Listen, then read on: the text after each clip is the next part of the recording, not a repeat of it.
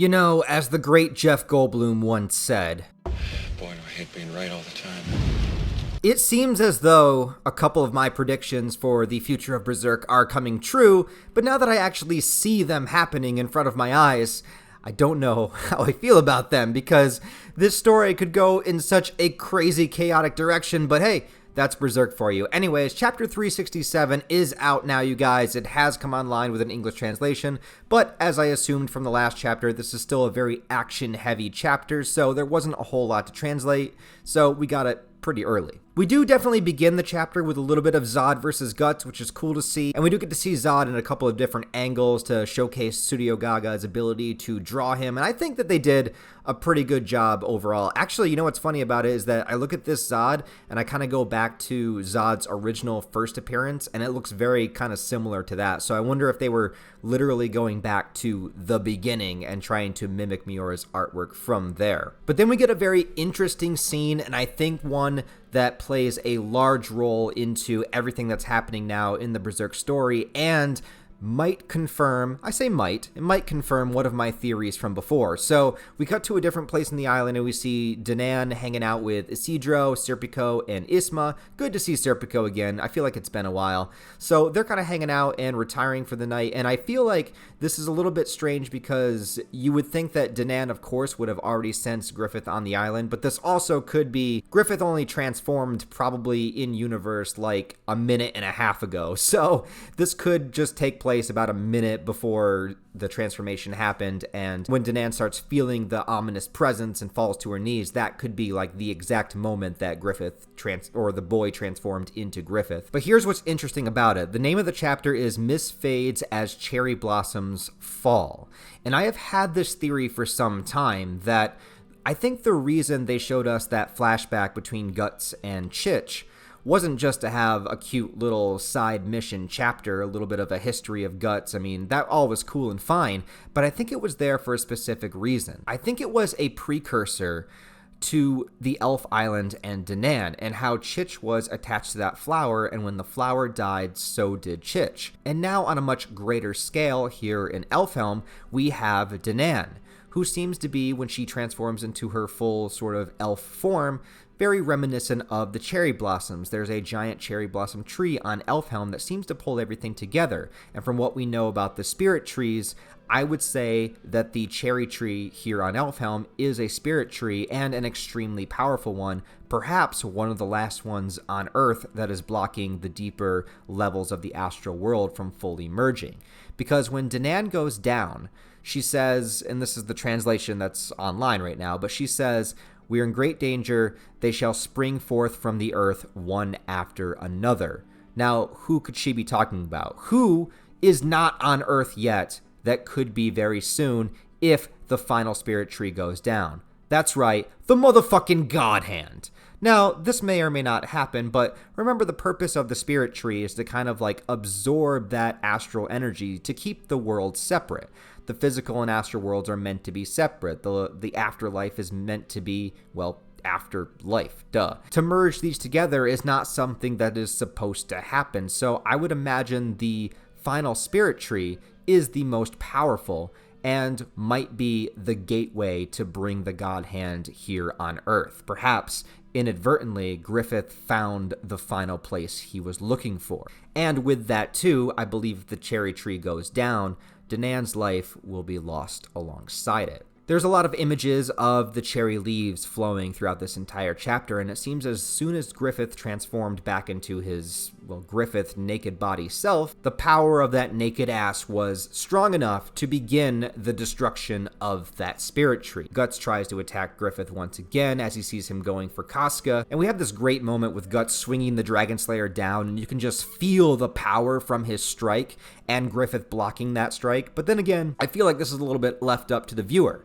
You could say that Griffith stopped this strike, or you could say that Guts stopped instantly because he realized if he cut through Griffith, he would also cut Casca. I'm more inclined to believe that it was Griffith stopping it, but this panel showing Griffith grabbing Casca and then Guts' eyes just kind of shocked at what he's seeing might suggest that it was Guts that stopped. Also, Guts seeing this image is incredibly traumatic for him.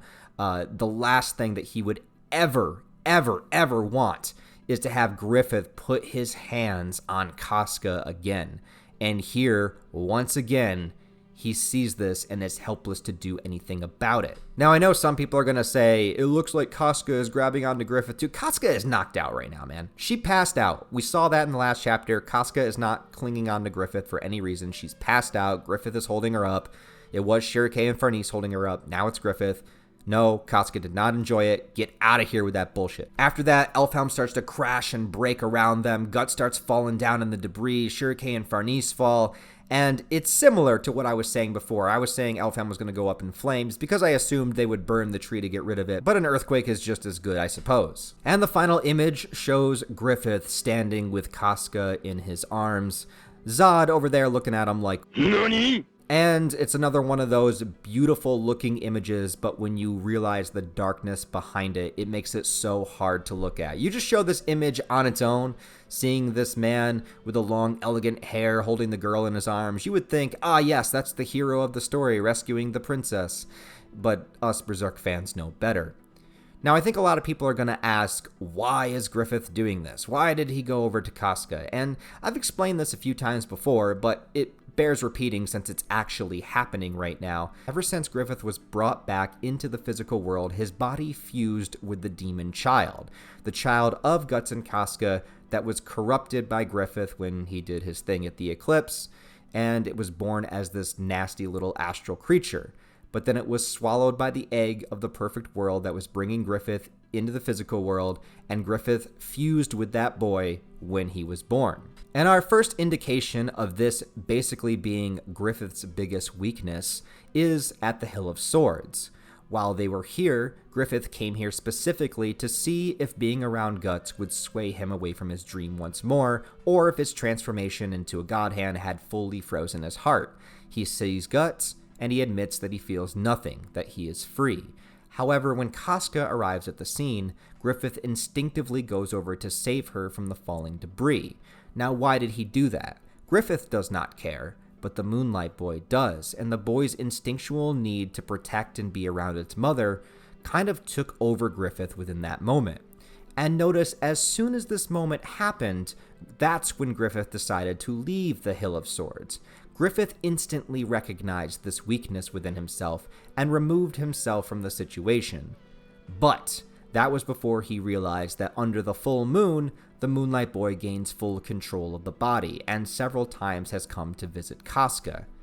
Now, if you were Griffith and you had this entire kingdom to run and Casca was halfway across the world, would you bear that risk every single time the full moon happened that you were traveling across the world somewhere to be with her? Wouldn't it make more sense to keep her close by, to keep her in Falconia, in order to ensure that when this transformation inevitably happens, you are in a safe, secure environment and you don't have to worry about that? It's a way for him to gain control over this weakness within himself. I believe he is physically incapable of harming Casca, and I believe that he is instinctually compelled to save her if she is in danger. He created his ultimate weakness by enacting on his primal human vengeance, and now he is stuck with it. He has to live with it. So he's taking Casca to Falconia. Beyond that, this would be chapter 3 out of 6 of the final Elf Island chapters in the Fantasia arc. So we have 3 more before it transitions into either a full new arc or a new segment of the Fantasia arc. And what could possibly happen after this? Well, Elfhelm is breaking apart. Danan mentions that they will be coming, perhaps the God Hand, and I'm sure Griffith is going to hop on his Zod Uber and fly out of there.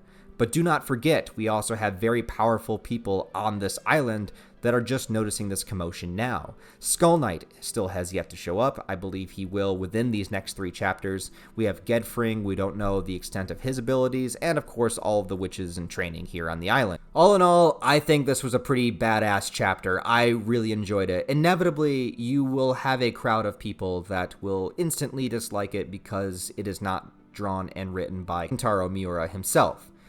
Of which I would just say, just stop reading Berserk. You don't need to read it. It's not a necessity. I won't go into it again, but I do think we are in the best case scenario for a Berserk continuation with Mori at the helm and Studio Gaga drawing it. So this is the best that we could possibly get, and I'm enjoying it so far. And honestly, this is exactly, well, almost exactly how I saw the story going anyways. So I feel like this is exactly what Miura had planned to do regardless. I think everything makes sense within the character motivations and what's happening here, so it works for me, and I am enjoying it. So you guys let me know what you think down below. Did you enjoy this chapter? Did you like it? Did you not like it? Did you understand why Griffith is grabbing Casca and trying to take her away? Did you feel the same way about the spirit tree as I do? And do you think we're going to get some God Hand action within the next 3 chapters? I'd like some slan action myself, but that's another story. Anyways, guys, if you enjoyed this video, please leave it a like. Please leave some comments. Tell me what you thought about it. Subscribe to the channel if you want to see more. Trying to reach 100K by the end of the year, so I'd appreciate it if you help me get there. If not, that's totally cool too. I still love you guys. I appreciate you for watching. I'll see you next time.